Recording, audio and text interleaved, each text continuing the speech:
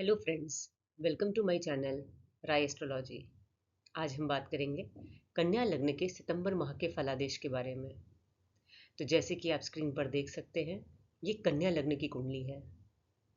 जो लोग अपना लग्न नहीं जानते, आप अपनी कुंडली में चेक करिए।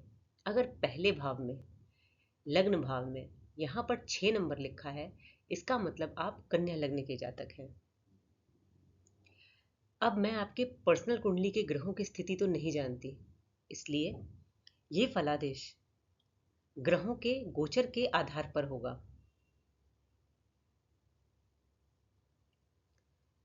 अब 9 ग्रहों में से 4 ग्रह ऐसे हैं जो कि लंबे समय तक एक ही राशि में गोचर करते हैं, जैसे कि शनि ग्रह 2.5 साल, गुरु 1 साल, राहु और केतु ग्रह 1.5 साल।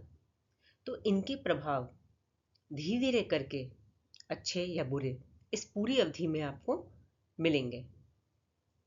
लेकिन कुछ ग्रह हैं जो बहुत फास्ट मूविंग होते हैं। तो सितंबर माह का फल जानने के लिए हम उन्हीं ग्रहों पर फोकस करेंगे, जैसे कि मंगल ग्रह, शुक्र ग्रह, सूर्य और बुध। इन चारों ग्रहों की जो ड्यूरेशन है कि वह किस राशि में और कितनी अवधि तक एक ही राशि में रहेंगे, उसकी डिटेल आप स्क्रीन के राइट साइड में देख सकते हैं। तो सबसे पहले शुरू करते हैं गुरु ग्रह से। गुरु ग्रह नवम भाव में है और इस साल मई 2024 से लेकर अगले साल मई 2025 तक ये इसी भाव में रहेंगे। नवम भाव को हम भाग्य का भाव भी बोलते हैं। तो इस दौरान आप देखेंगे कि आपके पिता से, अपने गुरु से, परिवार से रिलेशन जो है वो बहुत मधुर रहेंगे। और गुरु ग्रह यहाँ पर चौथे भाव के स्वामी होकर बैठे हैं, जिसके फलस्वरूप अगर आप कोई मकान, वाहन खरीदना चाहते हैं तो वो खरीद सकते हैं, या किसी बड़े और बेटर घर में शिफ्ट हो सकते हैं। गुरु सप्तम भाव के स्वामी होकर भी हैं, नवम भाव में है, जिससे कि जो लोग शादी के इच्छुक हैं उन्हें अच्छे प्रस्ताव मिल सकते हैं और इस अगले साल मई तक उनका शादी भी हो सकती है। और जो लोग ऑलरेडी मैरिड हैं उनके संबंध भी अच्छे रहेंगे। सप्तम भाव जो है वो बिजनेस पार्टनरशिप का भी है। तो जो लोग बिजनेस करना चाहते हैं उनको भी सक्सेस मिलेगी, और जो ऑलरेडी बिजनेस करते हैं, आप देखेंगे कि राहु सप्तम भाव में है, जो कि एक्सपेंशन का कारक होता है। तो आपका जो बिजनेस है वो एक्सपैंड कर सकता है और आपको अच्छा प्रॉफिट मिल सकता है। जो स्टूडेंट्स हैं, वो लोग हायर स्टडीज़ के लिए घर से दूर भी जा सकते हैं, फॉरेन भी जा सकते हैं। आप लोगों की कोई धार्मिक यात्रा भी हो सकती है। अब गुरु ग्रह की जो दृष्टि हाँ होती है वो भी एक ब्लेसिंग या आशीर्वाद होती है। तो आप देखेंगे कि गुरु ग्रह की जो पंचम दृष्टि है वो लग्न पर पड़ रही है। लग्न मतलब आप स्वयं। इससे आपका स्वास्थ्य अच्छा रहेगा, कॉन्फिडेंस बढ़ेगा, आपकी पर्सनालिटी और व्यक्तित्व आकर्षक होगा। गुरु ग्रह की जो सप्तम दृष्टि है वो तीसरे भाव पर पड़ेगी। तीसरा भाव होता है आपके छोटे भाई बहनों का, ट्रैवल का और कम्युनिकेशन का और आपके हॉबीज़ का भी। तो इस दौरान अगले साल मई तक आपका कोई स्थान परिवर्तन हो सकता है, या तो आप घर शिफ्ट कर सकते हैं, या हो सकता है जॉब के लिए आपको किसी और जगह शिफ्ट करना हो, तो उससे भी आपका स्थान परिवर्तन हो सकता है। और तीसरे भाव पर गुरु की दृष्टि तो पड़ ही रही है, पर शनि की दशम दृष्टि भी पड़ रही है। तो आपके तीसरे भाव को शनि भी देख रहे हैं और गुरु भी देख रहे हैं। और जब ये दो ग्रह किसी एक भाव को देखते हैं, दृष्ट करते हैं, इसका मतलब उस भाव से रिलेटेड जो इवेंट है वो श्योर शॉट होता ही होता है। तो आपका जो स्थान परिवर्तन है वो बहुत ज़्यादा पॉसिबिलिटी है कि होगा, और ये अच्छे के लिए होगा। और आप स्वयं या आपके छोटे भाई बहन, हो सकता है वो अगर कोई मीडिया रिलेटेड या कम्युनिकेशन रिलेटेड काम करते हैं, जैसे कि आजकल लोग यूट्यूबर भी होते हैं, ट्रैवल ब्लॉगर भी होते हैं, तो उन लोगों को भी अपने काम में बहुत सक्सेस मिलेगी, क्योंकि शनि और गुरु ग्रह दोनों इस चीज़ को, इस इवेंट को श्योरिटी दे रहे हैं।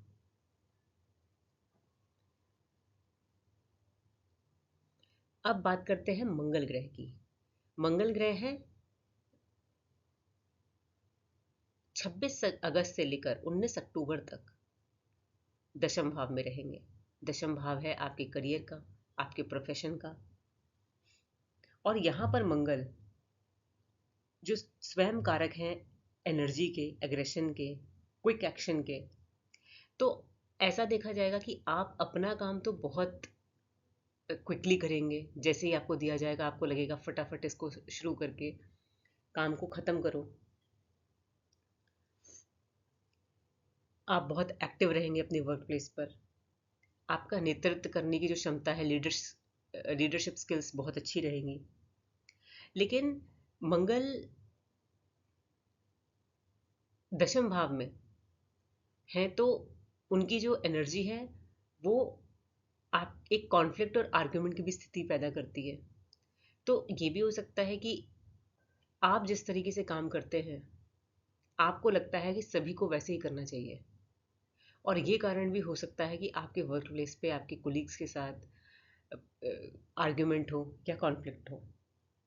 तो मैं आपको ये सलाह देना चाहती हूँ कि इस ड्यूरेशन में आपको अपने एंगर पर, क्रोध पर नियंत्रण रखना चाहिए।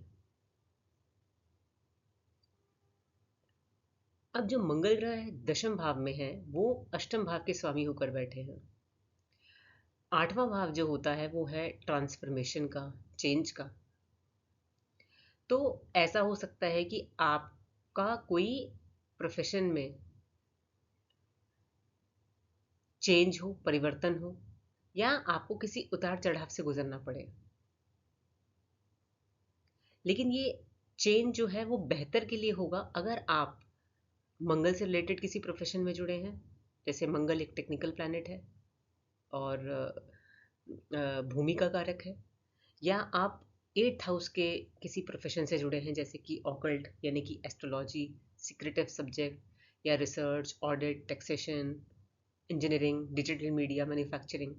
अगर आप इन सारे प्रोफेशन से जुड़े हैं तो ये जो चेंज है ये आपके लिए अच्छा रहेगा। मंगल ग्रह तीसरे भाव के स्वामी होकर भी दशम में है। तीसरा भाव जो होता है वो आपका होता है हॉबीज का, इंटरेस्ट का।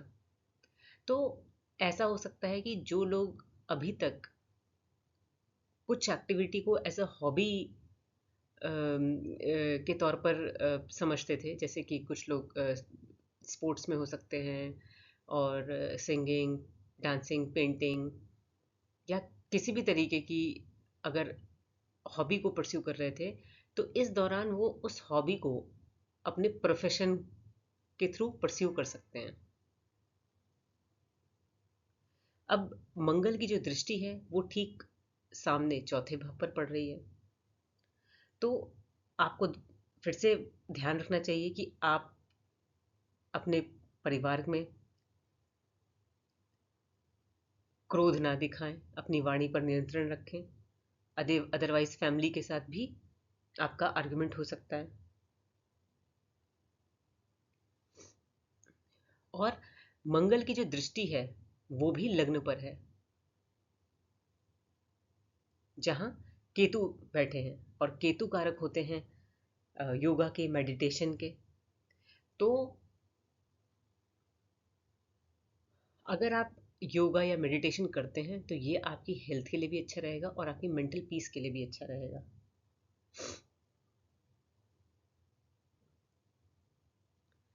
अब बात करते हैं हम सूर्य ग्रह के बारे में।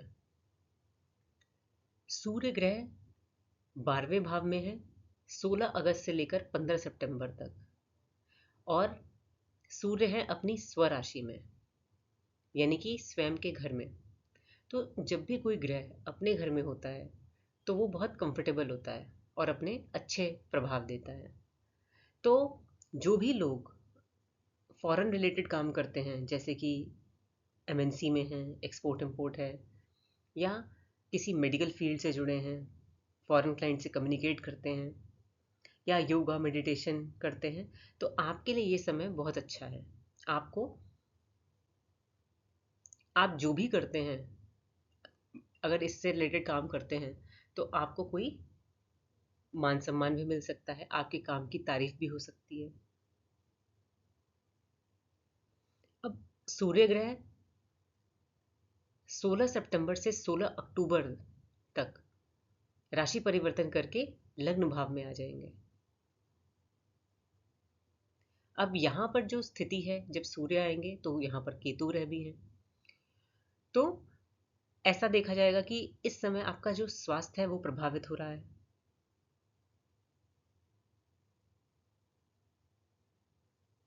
तो अपने स्वास्थ्य का ध्यान रखें। जो जिन लोगों को बोन से रिलेटेड प्रॉब्लम है या हार्ट से रिलेटेड प्रॉब्लम है ऑलरेडी, आप अपना ध्यान रखिए। और कुछ लोग जिनको नहीं है, आप प्रिवेंशन के तौर पर एक बार डॉक्टर की सलाह ले सकते हैं।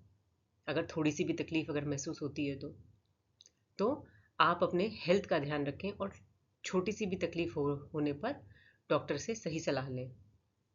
और सूर्य लग्न में होकर ये भी आप संकेत दे रहा है कि आपको विदेश संबंधी काम से लाभ मिलेगा। लेकिन स्वास्थ्य संबंधी जो प्रॉब्लम है उसमें बहुत ज़्यादा चिंता करने की ज़रूरत नहीं है, क्योंकि गुरु ग्रह अपनी 5वीं दृष्टि लग्न पर डाल रहे हैं। तो गुरु ग्रह जो है वो आपकी सुरक्षा करेंगे, तो कोई बहुत मेजर प्रॉब्लम नहीं है।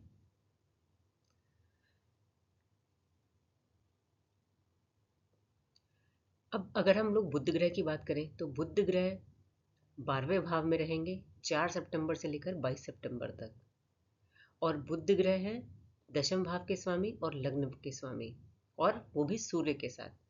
तो देखिए, आपका जो करियर और प्रोफेशन में आप जो भी काम करेंगे वो आपको बहुत सफलता दिलाएगा, मान सम्मान दिलाएगा, और उच्च पद की प्राप्ति भी हो सकती है, और आपका कम्युनिकेशन भी बहुत अच्छा रहेगा। लेकिन बुद्ध की ये स्थिति भी आपको स्वास्थ्य संबंधी परेशानी दे सकती है, इसलिए स्वास्थ्य का ध्यान रखें। और इस वजह से आपको हो सकता है कि हॉस्पिटल के भी चक्कर लगाने पड़े। अब अगर हम बात करें शुक्र ग्रह की, तो शुक्र ग्रह आपके प्रथम भाव में यानी कि लग्न में है 25 अगस्त से लेकर 17 सितंबर तक, लेकिन वह अपनी नीच राशि में है, और शुक्र नवम भाव के स्वामी होकर लग्न पर बैठे हैं। ये एक राजयोग है, तो आपका मान सम्मान बढ़ेगा। आप हमेशा कुछ ना कुछ सीखते रहेंगे, कुछ पढ़ेंगे, कुछ नॉलेज लेंगे। लेकिन क्योंकि शुक्र नीच का है यहाँ पर, तो इस ड्यूरेशन में 25 अगस्त से 17 सितंबर तक मैं आपको बोलूँगी कि आप इन्वेस्टमेंट को लेकर, फाइनेंशियल इन्वेस्टमेंट को लेकर कोई बड़ा इन्वेस्टमेंट ना करें, कोई बड़ा रिस्क ना लें, क्योंकि हो सकता है कि कुछ नुकसान हो जाए। और किसी को पैसे भी उधार ना दें, क्योंकि हो सकता है कि वापस मिलने में भी दिक्कत हो। तो इस ड्यूरेशन में आप थोड़ा सतर्क रहें अपने फाइनेंसेस को लेकर। अब यहाँ पर शुक्र और केतु हैं एक साथ, तो जो लोग केतु रिलेटेड प्रोफेशन से जुड़े हैं, जैसे कि astrology, engineering, foreign related field या मेडिकल, वो लोग अपने प्रोफेशन से उनको धन लाभ हो सकता है। फिर शुक्र ग्रह 18 सितंबर से 12 अक्टूबर तक दूसरे भाव में आएंगे, और दूसरे भाव में वह अपनी स्वराशि में होंगे। ये शुक्र ग्रह के लिए एक बहुत कंफर्टेबल पोजीशन है। यहां पर हो सकता है कि आपको परिवार से धन मिले, और ये भी हो सकता है कि आपको कहीं और से पैसा मिले, जैसे कि इनहेरिटेंस से, इन लॉज से, या आपकी कोई एफडी मैच्योर हो जाए, या रिटायरमेंट का पैसा। इस तरीके का पैसा आपको इस दौरान मिल सकता है, और आप अपने परिवार के लिए धन खर्च भी करेंगे।